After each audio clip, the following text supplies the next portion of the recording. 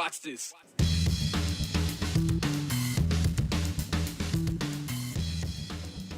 A former West Ada School District teacher is now suing her former employer, the state, and several others. 1 year ago, Sarah Inama was told to take her posters down, including the "Everyone is Welcome Here" sign. On February 8th, she put it back up. And come March 10th, that's when Brian Holmes sat down with her and shared her story on air. This would become the first of many stories. So here's how we got here. A West Ada school teacher is being told to remove 2 signs of inclusion from her middle school classroom because the school district says it violates policy. My building administration came to me during my lunch period and told me that they needed to be taken down by the end of the day. They told me that they were in violation of district policy because in today's political environment, they're considered a personal opinion. Did they say somebody complained about them? No, I asked if anyone had complained about them, and they said no. We just want to protect you from that if that were to happen. They came to talk to me and again asked me to take it down, and I said I'm not interested in taking it down. That's when the district higher-ups got involved. In an email exchange with Chief Academic Officer Marcus Myers, he highlighted the section of district policy he says Sarah's signs violated, including the advancement of individual beliefs and district facilities should be content neutral. But more specifically, Myers pointed to Idaho Code, the Dignity and Non-Discrimination in Public Education Act, which says district employees and students shall respect the dignity of others and acknowledge the right of others to express differing opinions. The only thing we have heard from the West Ada School District is a reiteration of their policy, without an explanation of how everyone is welcome here is just personal opinion. To see it balloon to over 3,000 people interested in a matter of a week just blew me away. We need you to act like the adults in the room and stand up for all of the kids, not just the ones that are easy. Thank you. Did you already turn in your resignation? Yes. Have you heard anything back? No. I haven't heard much from the district or my admin about this whole debacle since it started. All of this leads us to this week, where Sarah continues her fight. She has filed a federal lawsuit challenging a state law which led her to her forced resignation after she refused to permanently remove motivational posters displaying messages of inclusion and hands of various skin tones from her classroom. She filed the complaint Tuesday in the U.S. District Court for the District of Idaho, naming the Idaho State Board of Education, Department of Education, Attorney General Raul Labrador, West Ada School District, and school administrators as defendants. There are new details coming to light. According to this 43-page complaint, it lays out the moment that teacher Sarah Inama says things changed dramatically. Late January of last year, Idaho Representative Ted Hill introduced House Bill 41, legislation that would prohibit flags or banners expressing ideological views about race or politics in public schools. On February 3rd, Inama was told to take the signs down immediately by Principal Monty Hyde and Vice Principal Heather Fisher. The complaint alleges that Hyde explained that the way things are now, the posters were no longer allowed because they express an opinion that not everyone agrees with. When Inama responded, "That sounds racist to me," Hyde allegedly replied, "Yeah, I know it's a bummer." It states that Hyde clarified that the notion of everyone is welcome here was not something everyone believed and was therefore a personal opinion in violation of school policy and the anticipated new law. The complaint goes on to say, after days of emotional distress, Inama rehung the posters and wrote to Principal Hyde saying, "I would die to know that any students felt like I had changed my stance on whether those students should feel welcomed regardless of background." In a follow-up meeting, West Ada Chief Academic Officer Marcus Myers explained that political environments change. What may not have had a political message in the past could be one now. The color of hands is crossing the political boundary.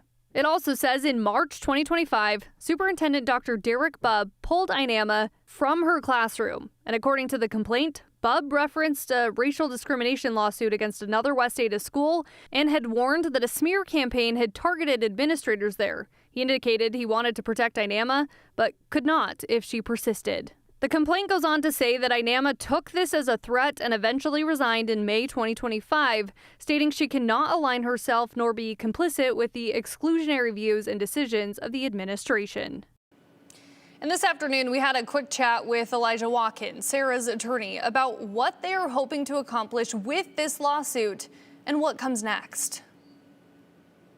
The Idaho statute violates the First Amendment. The way it violates the First Amendment is it instructs teachers not just in what they can teach, but simply what they can comment on in matters of public concern. And so the fact that students of all races, regardless of the color of their skin, are welcome in a public school system, that's been the law in this country since the mid-50s, since Brown versus Board of Education. And so to tell a teacher that they can't have a poster up that simply states what the law is, we believe violates the First Amendment. Why is this important, not just for Sarah to fight, but for other teachers who also could end up dealing with this battle later on too? As the law is written right now, it doesn't define what political or ideological means. So it's pretty tough for a teacher to know how to comply with the law if they don't understand what the law means. And so we're challenging it because we think it's vague and it's overbroad. And hopefully the courts will give us some clarity on it or strike down the law itself. What are those next steps now?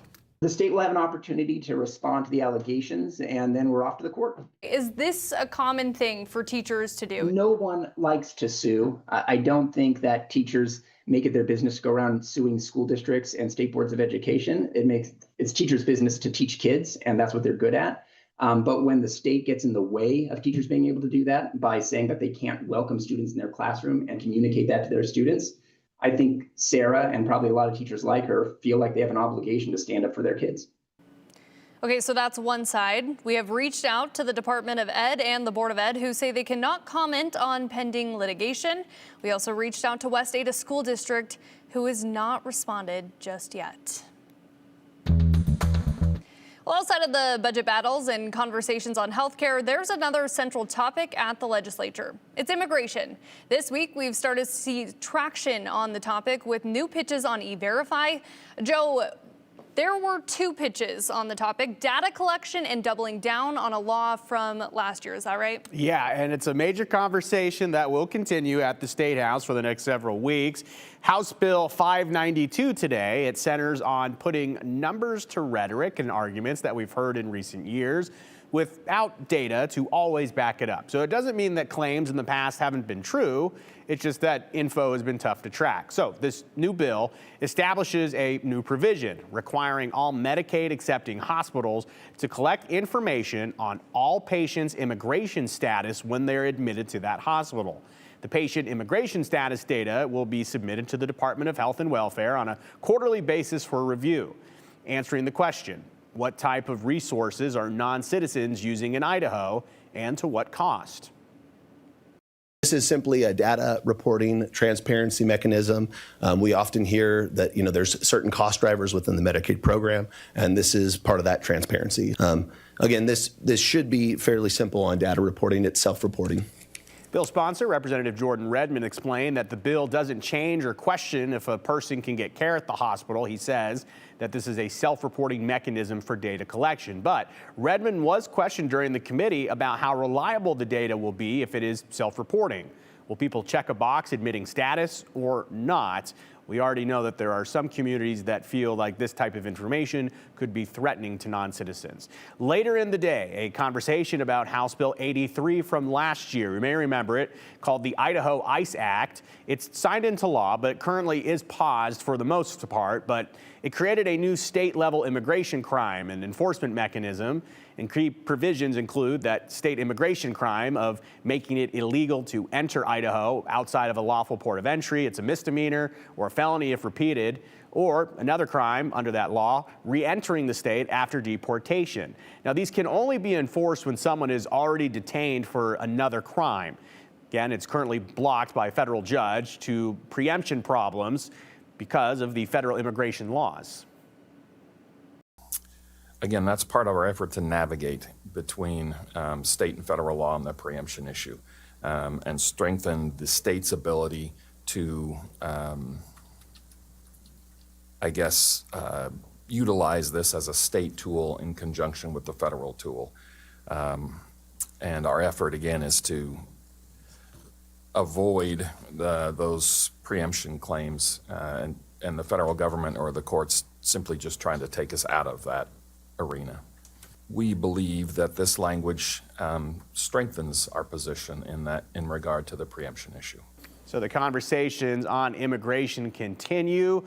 Hunter, I know, again, especially with E-Verify that we saw just yesterday and these that we just talked about, a hot topic, especially in an election year. Yeah, real quick on the E-Verify, is there talks about just holding up and waiting until federal figures it out? Because that was the conversation I had with, the Dairymen's Association and the Sugar Beets Association. Is that at all on the table? I know proponents of E-Verify in Idaho say that regardless of what the federal government is doing, Idaho wants an Idaho solution and they want to get in front of it. The E-Verify that was pitched this week essentially says that all businesses have to use E-Verify with their employees. Right now, all state agencies have to do that. I've already heard questions, though, about can the government force private businesses to take certain actions? So even if it does pass, I know there could be some legal questions there. Yeah, I've got some questions on that one. Joe, thank you.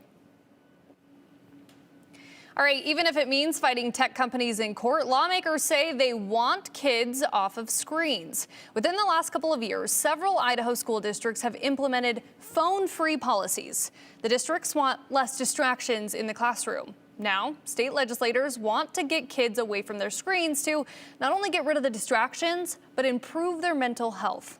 Today, the House State Affairs Committee took testimony over House Bill 542, also known as the Stop Harms from Addictive Social Media Act. Under the act, the state would enforce restrictions for kids on social media platforms. Platforms would need to identify if a user is 16 years or older. If they are under 16, then the platform would need to increase the privacy on the account and get rid of any additive features. Parents' consent, that's another part of the bill. It must be used in order to set up or to keep the account. Bill sponsor, Representative Jaron Crane, says social media companies have created an addictive product that's leading kids to harming themselves. So what we're facing today is not anything that we've ever faced before. It's not the childhood that we grew up with. These kids are given something in their hand that was built on the premise and the foundation of addiction, and that they can monetize and target these kids. While the aim of this bill is to get kids off their phones and have better well-being, there is concern over access to information. Courts at all levels have expressly protected the rights of young people, repeatedly opining that the state does not have the power to condition a minor's access to ideas on parental consent. In Brown versus EMA, the court ruled that minors have their own First Amendment rights, and the government cannot delegate the role of gatekeeper to parents through legislation. Now, lawmakers discussed if it was worth it if this bill becomes law and parents or tech companies sue Idaho over the restrictions. Many reps said the challenge is worth it if it gives their kids their lives back from their phones. Not only am I concerned about what they're doing to kids, it really bothers me severely that they're not only unapologetic about their actions, but they're trying to move forward and double down on all these kinds of actions. And I'm not a real fan of when we know we're creating legislation that will end up in court, but this one needs to be moved forward. And at the very least, we'll force those companies to have to start showing everybody exactly what's going on. And, let's open the curtain and see what's behind all that, and let's solve this problem. And with all of that considered, the Stop Harms from Addictive Social Media Act heads to the floor.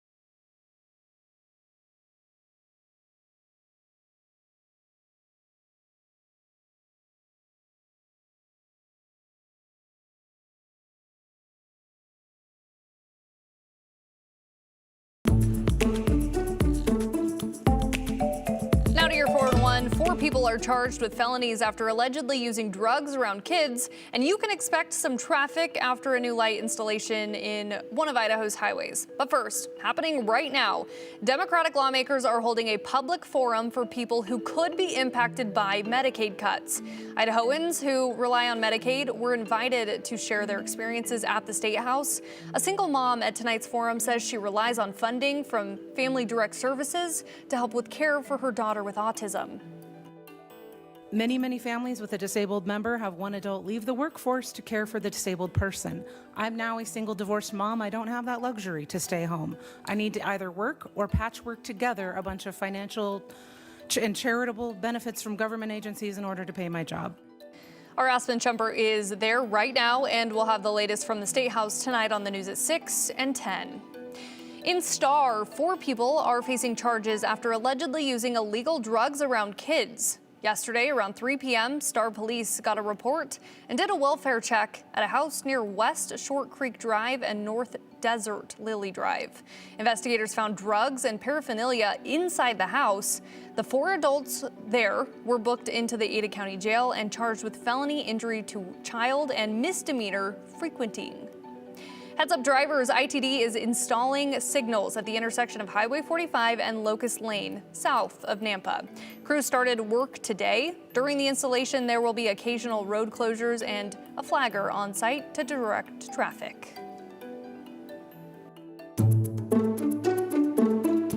Well, the sun is starting to set on what has been another spring-like winter day across the region. Temperatures still in the 50s in Boise and Twin Falls, 48 right now in Sun Valley, McCall at 43 degrees. Overnight tonight, skies stay mostly clear. That could lead to some patchy fog in the morning. Temperatures will barely get below freezing across Twin Falls, may not even get there in Boise, dropping down to 33 early on tomorrow. Cold up in the mountains, as you'd expect early on, but another very warm day. McCall could land at 47 degrees tomorrow as Winter Carnival continues. Again, doesn't feel a whole lot like winter. Look at Haley, potentially at 57. We'll see 50s across the Treasure and Magic Valley again tomorrow. 56 for Boise on Thursday. We hold steady in that abnormally warm territory through Sunday. What a kickoff to February. Good news is, for those of you looking for more typical late winter weather, I do think it makes a return next week. Highs dip into the upper 40s by Monday with some showers coming in to kick off that new work week.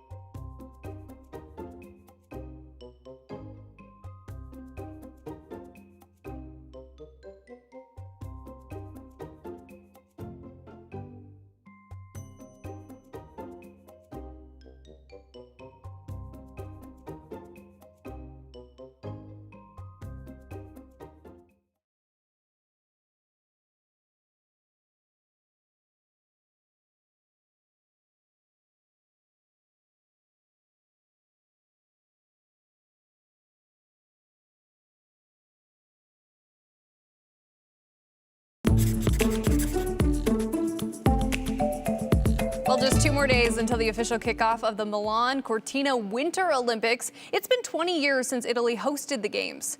It was the host nation in 2006 for the Torino Winter Games, and the last time Cortina hosted the Olympics was 70 years ago.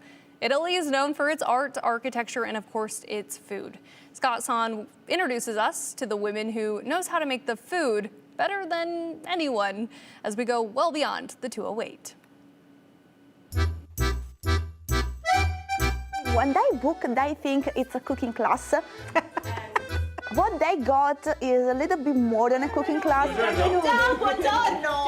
You have the hug, the end of personal space. What are you doing? You have the mess. Yelling. They're not yelling, they're speaking, you know, it's just our tone of voice. They have the experience of cooking with the nonna. That can be dangerous. And eating with the nonna, that can be dangerous too, because she will feed you until it will explode. Hello, my name is Chiara, and welcome to Palombara Sabina.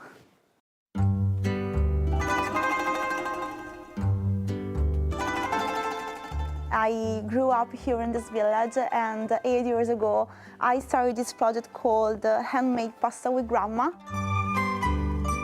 I showed a picture with my phone, and I posted that on the social media, and I wrote, hey, who wants to cook with Grandma today? What I didn't expect is that the word answered. Suddenly, we have people walking in our streets in the middle of nowhere in Italy, looking for the pasta grandma. That it was my grandma. And I remember I asked her, oh, Nonna, do you mind if I let these people in? And she said, open the door. There were the other grandmas around the neighborhood, because here everybody knows each other. And they started to casually knock at our door when there were our American tourists inside and say, I know how to make pasta, me too. And I say, okay, come in. All the grandmothers, they started to be part of this project, and so it became like a community business. Benvenuti. Welcome, chef. Welcome in Grandma's kitchen. Then we were asked to have a TV show. The nonni are coming to New York. And we were asked to bring our format around the world. A lot of these grandmas, they never left the village before. And now we're going around. It's never under control. There's no way you stop them from saying what they think, from doing what they want. It's just too fun.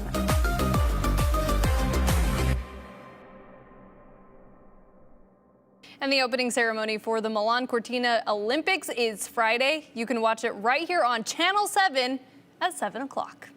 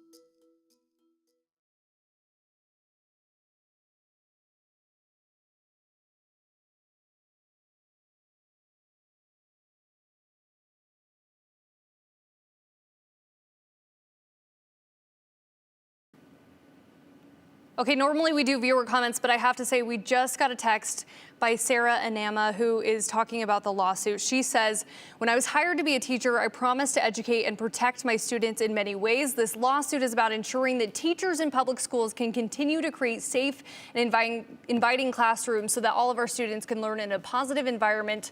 Welcoming students of all backgrounds in our schools is not just something that should be celebrated, it's also the law.